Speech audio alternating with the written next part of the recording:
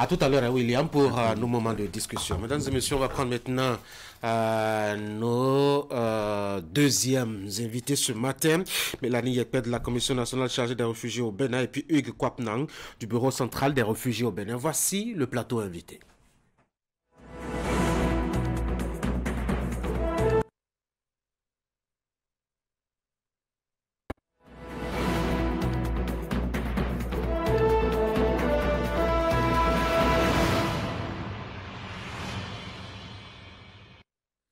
Et donc de retour sur ce plateau pour parler donc de la journée mondiale des réfugiés ce matin. Comme je l'ai annoncé, deux invités pour aborder le sujet ce matin.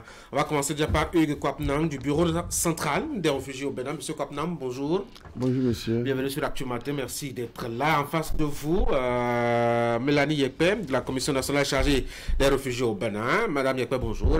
Bonjour monsieur. Bienvenue sur Actu Matin. Une question, une curiosité, pourquoi faut-il célébrer les réfugiés? Et merci monsieur le journaliste. Et avant de répondre à votre question, je voudrais d'abord vous remercier pour cette occasion qui m'est offerte et qui me permet de m'exprimer sur ce plateau. Et la journée mondiale des réfugiés est célébrée le 20 juin de chaque année. Et c'est une journée qui a été choisie par l'Assemblée générale des Nations unies pour rendre hommage aux personnes qui sont dans l'obligation de quitter leur pays d'origine, leur pays de résidence, pour fuir la menace, la persécution et des conflits. C'est ça. Et cette journée aussi permet de sensibiliser la communauté internationale, les pouvoirs publics à soutenir ces réfugiés et à parler de leur situation, leur détresse, pour qu'ensemble on trouve des solutions durables à leur situation. Le Bénin est un pays de paix, hein. On s'imagine que beaucoup d'étrangers y trouvent refuge en quittant chez eux pour une raison ou pour une autre. Quelles sont les statistiques actuelles concernant cette catégorie de personnes? Et pour les statistiques, vous savez bien que le Bénin, de par son hospitalité légendaire, sa stabilité politique, accueille des réfugiés de plusieurs nationalités, de différentes nationalités. Ce qui fait aujourd'hui qu'on a des demandeurs d'asile et des réfugiés de plusieurs nationalités sur notre territoire. Et la population asilaire est estimée aujourd'hui à 14 243 personnes. Et je voudrais encore préciser par ce biais que ces chiffres sont dynamiques. Parce qu'aujourd'hui, la région septentrionale du Bénin fait face à des situations d'afflux massif. Ce qui fait qu'il y a l'enregistrement des demandeurs d'asile dans les deux départements, c'est-à-dire le département de la Takora et le département de la Libori. Donc les chiffres que je viens d'avancer sont des chiffres qui vont connaître encore l'évolution. Forcément, des chiffres dynamiques. On s'imagine très bien que la situation, en tout cas dans la sous-région, oblige certaines personnes à rejoindre notre pays. Monsieur Kwapnang, vous êtes réfugié au Bénin, ça fait combien de temps déjà? 12 ans aujourd'hui. 12 ans déjà. Disons que vous êtes béninois. Comment on se sent? Bien. D'autant plus que déjà, au niveau de l'administration, on s'en sort un peu. Ils nous ont délivré les cartes d'identité des réfugiés et les passeports pour ceux qui veulent aller peut-être hors du pays. Et ça va quand même, ça va. Vous êtes de quelle nationalité? Je suis camerounais. Camerounais. Vous êtes ici en tant que réfugié? Oui, en tant que réfugié. Pour obtenir les papiers et autres, ça ne vous a pas posé beaucoup de problèmes? Pas vraiment. Après avoir, d'abord quand vous arrivez, vous dirigez à la commission chargée des réfugiés, chargée des réfugiés et de la patrie. On vous donne un formulaire que vous remplissez et après la commission, vous avez le droit à une réponse, soit non, vous avez reconnu réfugié, soit oui. Allez, le thème de cette année, c'est solidarité avec les réfugiés. Je vais vous faire la question à vous les deux. Pourquoi une solidarité quand on sait que la plupart du temps, notamment en Afrique, l'étranger est accueilli comme un parent chez soi avec beaucoup de services et toutes les attentions qu'il faut? Est-ce qu'on a besoin d'être solidaire? On est déjà solidaire au départ. Tout à fait. Mais ça ne suffit pas. Pourquoi? Parce que vous savez, le réfugié, quand il part de chez lui, il vient, par exemple, au Bénin, il ne connaît personne. C'est vrai déjà qu'il est accueilli et tout, mais il faut de solidarité pour lui permettre encore peut-être trouver un emploi, trouver peut-être quelque chose où habiter, peut-être comment vivre, comment continuer. Oui, pour quelqu'un qui vient d'arriver, ce n'est pas facile, mais au Bénin, ça sort quand même. C'est ça. Madame Mélanie Yekpe? Oui, et ce thème a été retenu pour cette édition de 2024, c'est-à-dire la solidarité avec les réfugiés, c'est pour lancer un appel. Les Nations Unies voudraient exhorter les pouvoirs publics et les communautés d'accueil à soutenir les réfugiés, à les assister et à faciliter leur inclusion sociale et économique. Mais comment vous faites pour que le message atteigne les populations, notamment à la base? Parce qu'au niveau de l'administration, même si, comme il l'a dit, tout est bien fait, il faut que l'accueil social et l'intégration sociale se fassent avec les populations à la base. Alors, quel est le travail que le ministère fait pour que les populations comprennent un peu l'enjeu à ce niveau-là? Merci. Au niveau du secrétariat permanent de la Commission nationale chargée des réfugiés et des apatrides, il y a des services qui sont formés sur le droit d'asile, sur la protection internationale.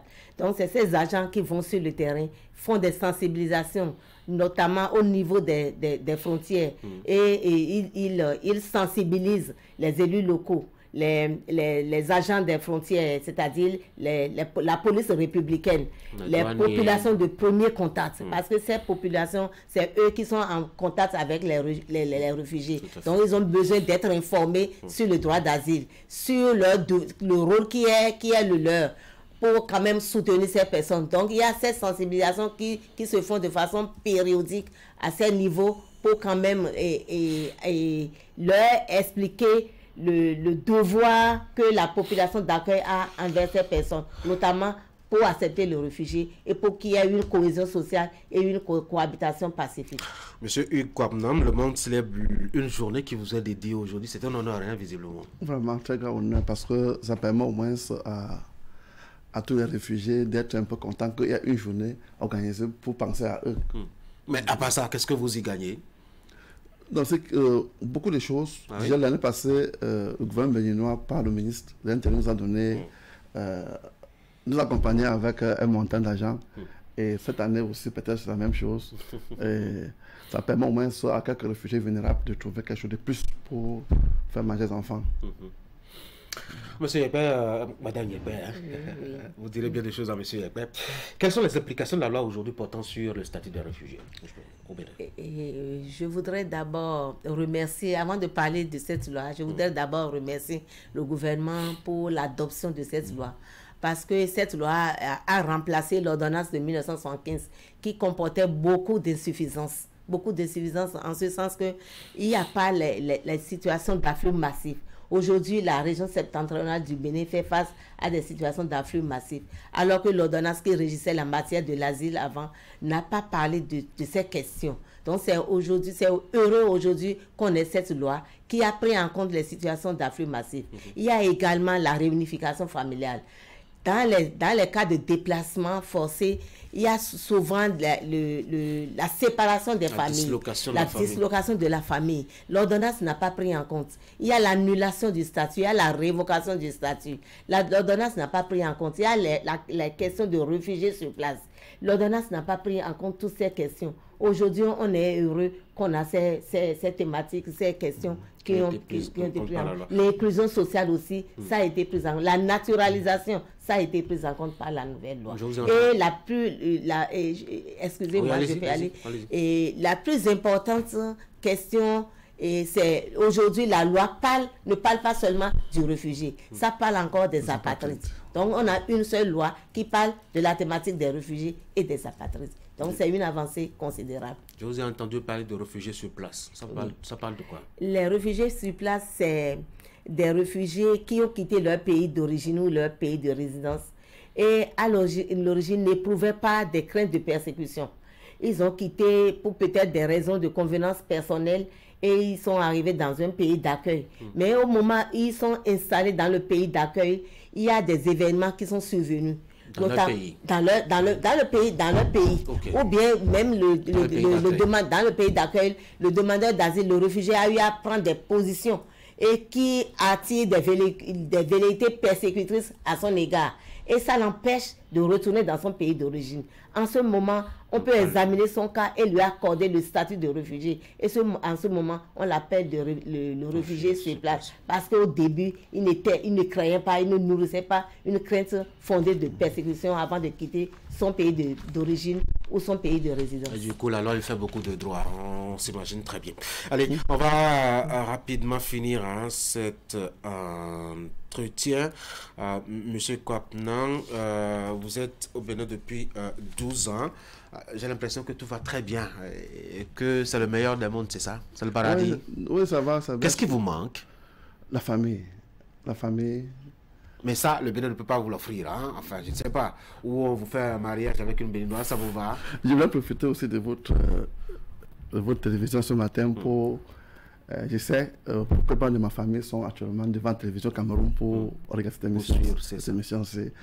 Et surtout ma maman. Je sais qu'elle serait vraiment beaucoup dérangée et peut-être aussi contente de me voir ce matin. Mais maman, je vais vous dire une chose, c'est que maman, j'ai un carton de morale. Ne t'inquiète pas pour moi. Je vais m'en sortir, je suis un grand garçon. D'accord, c'est entendu. Allez, un mot pour finir rapidement cet entretien. Je vais commencer par Madame Mélanie Yekpe. Et mon mot de fin, c'est de remercier le gouvernement béninois et surtout les communautés d'accueil. Parce qu'aujourd'hui, si on prend la région septentrionale du Bénin, il y a des demandeurs d'asile qui sont venus dans les localités frontalières et qui sont accueillis par ces familles. Et donc, c'est le lieu de les remercier sincèrement et remercier le gouvernement pour la loi qu'on a eu à voter et aussi l'implication du gouvernement à renforcer la résilience de ces personnes. Et je profite pour lancer un appel à toutes les personnes de bonne volonté à soutenir ces personnes, à témoigner de la solidarité envers ces personnes pour que le Bénin aille de l'avant en matière du droit d'asile. Monsieur Kwapnang. Oui, mon mot de fin d'abord, c'est remercier le gouvernement béninois, particulièrement la CNRA et son DG, M. Assé Dako, pour tout ce qu'ils font pour nous. Et aussi remercier le HCR. Mais qui dit merci demande encore beaucoup. Donc, que le HCR continue toujours à nous venir en aide. À toujours les aides? De quoi est-ce que vous avez besoin de façon concrète? Il y a de façon concrète de l'emploi. L'emploi, des stages et aussi des logements, s'il y en a aussi. Et tout ce que quelqu'un peut avoir besoin pour changer sa vie, quoi. Tout à fait. Une curiosité, qu'est-ce qui vous a amené au Bénin? Déjà, l'organisation des élections au Bénin. Par exemple, tous les deux mandats, le président, après les élections, le président qui est au pouvoir. Pas comme chez nous, avec des reins sans fin. Je ne veux pas faire un procès à la démocratie. La version Afrique centrale, quoi. Les gens sont là pour 40 ans, 25 ans, 30 ans. Et aussi, la population surtout. Quand je venais, ce n'était pas pour rester au Bénin, c'était pour le Togo. Mais je suis arrivé, j'ai pris chambre d'hôtel ici à côté du stade. J'ai commencé à familiariser avec les gens, ça m'a donné envie de rester. Je suis resté jusqu'à aujourd'hui. C'est ça. Question politique donc. Alors, merci beaucoup à vous, Hugues Kwapnang et Madame Mélanie Yekpe. Je rappelle que Mélanie Yekpe est de la Commission nationale chargée des réfugiés au Bénin. Hugues Kwapnang est du Bureau central des réfugiés au Bénin. Bonne fête à vous. Merci. Et bonne journée. Merci. Merci beaucoup. Mesdames et messieurs, beaucoup de choses à la fois sur l'Actu Matin. On va souffler maintenant.